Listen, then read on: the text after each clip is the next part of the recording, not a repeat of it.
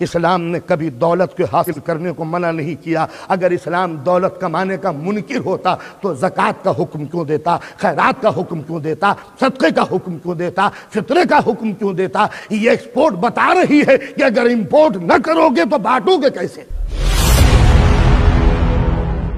اسلام نے کہا جس نے دنیا کو چھوڑا آخرت کے لیے اور جس نے آخرت کو چھوڑا دنیا کے لیے وہ ہم میں سے نہیں ہے۔ دنیا میں رہو مگر آخرت کو نہ بھولو، آخرت کی طرف جھکو مگر دنیا کو نہ چھوڑو۔ لباس پہنو، ہم تمہیں حکم دیتے ہیں ننگے نہ رہنا، اچھا لباس پہننا، بے تین کپڑے دھلے ہوئے ہوں۔ گندا مسلمان دنیا میں رہنے کا حقدار نہیں ہے، تمہارے جسم پر عالیشان کپڑے ہونے چاہیے۔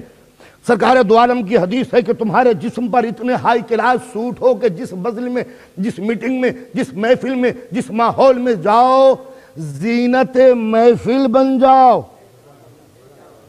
دنیا تمہارا نظر اٹھا کے دیکھے کہ یہ کون آ گیا کہ جس کا ہائی کلاس ڈریس ہے۔ تو اگر اسلام کو دنیا پسند نہ ہوتی تو اچھا لباس پہننے کا حکم کیسے دیا جاتا؟ سر میں تیل لگاؤ، یہ جھاڑ جھنکاڑ بش جیسے بال نہ بنانا، ہپی سٹائل نہ بننا، شریف معلوم ہو وہ لباس پہننا، شریف معلوم ہو ویسا سر میں تیل ڈالنا، آنکھیں تمہاری صاف ہوں، منہ سے تمہارے بدبو نہ آنی چاہیے، تم برش کرنا، مسواک کرنا، ہر کھانے سے پہلے منہ کو دھونا، کھانے کے بعد منہ کو دھونا، اس طرح شرافت سے بیٹھنا، اس انداز سے کھانا۔ انصاف سے بتائیے اگر اسلام کو تمہارے اچھے لباس سے نفرت ہوتی یہ کیوں کہتا کہ نماز پڑھتے وقت اچھا لباس پہن کے پہننا؟ میں نے اندازہ کیا لگایا کہ اگر آفیسر سے ملوں تو اچھا لباس پہن لوں، دوست سے ملوں ذرا سوٹ پہن لوں، آفس میں جا رہا ہوں بہترین قسم کا لباس پہن لوں، اور جب نماز پڑھنی ہو ذرا لنگی دینا میں کپڑے اتار کے نماز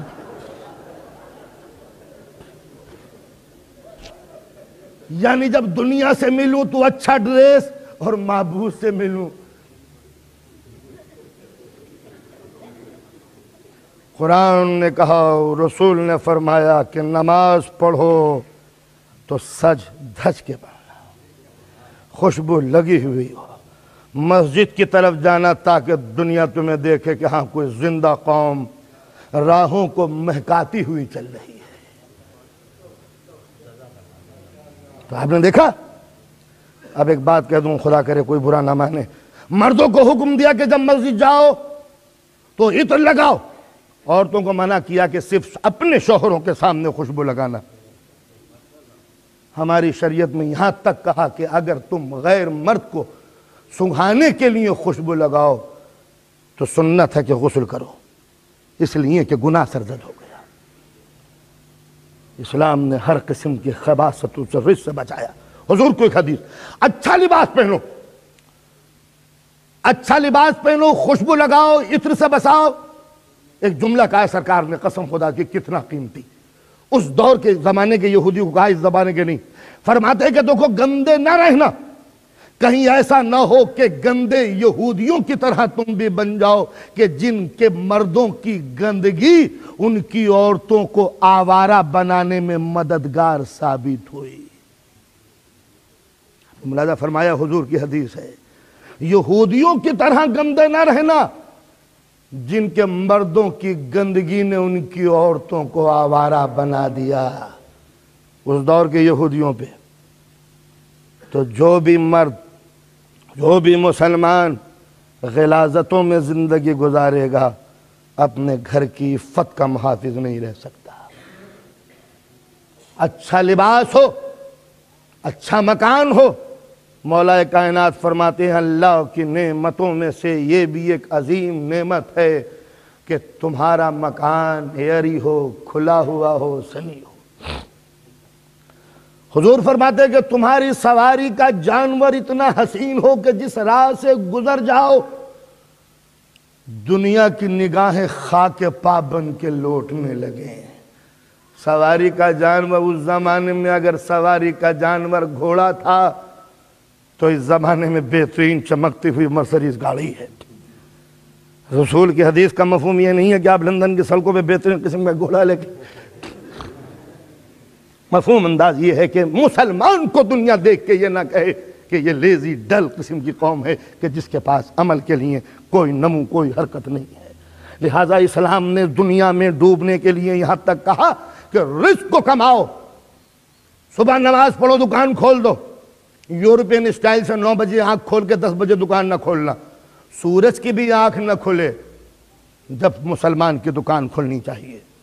مشقت میں ڈوبو، محنت میں ڈوب کے، پسینے سے ڈوب کر اپنا رزق حاصل کرو۔ مدینہ ہے، گرمی کا زمانہ ہے، لوہے ہیں، شعلہ فشاں ماحول ہے، شرربار زمین ہے، آسمان سے آگ برس رہی ہے، اور اس چلچلاتی ہوئی دھوپ میں آپ کا چھٹا امام صادق آل محمد گدال ہاتھ میں لیے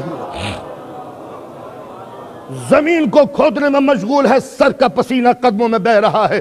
امام کو پسینے میں ڈوب کر دیکھ کر ایک مرتبہ ایک ادھر کا امام، یہ امام صادق ہے، ادھر کا امام ادھر سے گزر رہا تھا، اور ایک مرتبہ دیکھا کہ امام دھوپ میں پسینے میں شرابور ہیں، محنت کر رہے ہیں، پھاوڑا چلا رہے ہیں۔ ایک مرتبہ کہا فرزند رسول، نبی کی سیرت میں اور آپ کی سیرت میں کتنا فرق ہے؟ کہاں وہ قناعت، کہاں وہ پھٹا ہوا لباس، کہاں وہ اللہ، کہاں عبادت، اور کہاں یہ آپ کی زندگی کہ دنیا کمانے کے لیے آپ اتنی محنت کر رہے ہیں کہ اس دھوپ میں بھی آپ کو سکون کی ضرورت نہیں محسوس ہوتی، جبکہ اس گرمی میں پرندے جانور بھی اپنے گھروں میں منہ چھپائے بیٹھے ہیں۔ یعنی دنیا سے ہٹیے، آخرت کی طرف لگ جائیے۔ امام نے ایک جملہ کہا، جملہ نہیں ہے، یونیورسٹی ہے، کہا میں اس دھوپ میں مدینے کی اس لیے محنت کر رہا ہوں، میں پسینے میں ڈوب کے اس لیے اپنے کھیت میں کام کر رہا ہوں کہ کہیں غیرت انسانی تو جیسے ذلیل کے آگے ہاتھ پھیلانے پہ مجبور نہ کر دے۔ ہم اس لیے محنت کر رہے ہیں کہ کہیں انسان کو بھیک مانگنے کی عادت نہ ہو جائے، اس لیے کہ رسول نے فرمایا ہے کہ آخرت میں سب سے زیادہ بدنصیب وہ ہوگا جسے دنیا میں ہاتھ پھیلانے کی نوبت آئی ہو۔ تو اسلامی اصول یہ بنا کے دیکھو، دنیا نہ چھوڑنا، دنیا سے تعلقات قائم نہ ترک نہ کرنا، تمہارا گھر ہو، تمہارا بار ہو، کاروبار ہو، سواری کا جانور ہو، اچھا لباس ہو، تمہاری بیوی ہو، شریک حیات ہو، تمہارے بچے ہو، ویل اسٹیبلش تمہارا، ویل ٹو ڈو تمہارا فرنیچر، سب کچھ ہو مکمل، دنیا میں رہنا تو عزت کی زندگی سے گزارنا۔ اسلام نے کبھی دولت کو حاصل کرنے کو منع نہیں کیا۔ اگر اسلام دولت کمانے کا منکر ہوتا تو زکوٰۃ کا حکم کیوں دیتا، خیرات کا حکم کیوں دیتا، صدقے کا حکم کیوں دیتا، فطرے کا حکم کیوں دیتا؟ یہ ایکسپورٹ بتا رہی ہے کہ اگر امپورٹ نہ کرو گے تو بانٹو گے کیسے، نہ کماؤ گے تو غریبوں کو دو گے کیسے، نہ بچاؤ گے تو خمس ادا کیسے کرو گے؟ تو لہٰذا یہ نکاسی بتا رہی ہے کہ برآمد نہ کرو گے، نہ کماؤ گے تو بانٹو گے کیسے۔ اسلام میں سب سے بڑا جو کفر ہے وہ ہاتھ پر ہاتھ دھر کے بیٹھ جانا ہے۔